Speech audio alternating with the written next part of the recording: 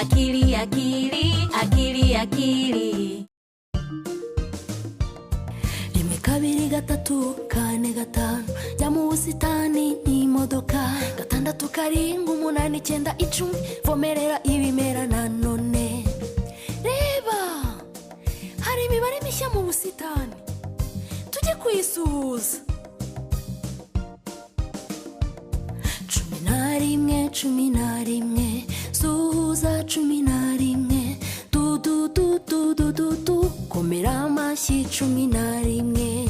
Nuhe mubare ukurikiraho 12 12 suhuza 12 do do do do do do do tina na 12. Nuhe mubare ukurikiraho 13 13 hakabizu 13 du du du du du du du kugeze 13.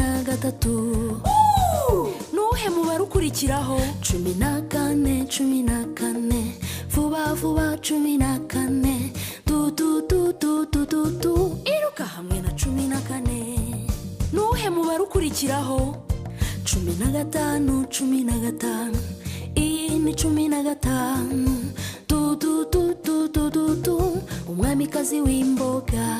11 12 tubyinane mu busitani. 13 14 na 15 umwamikazi w'imboga. Noneho tubare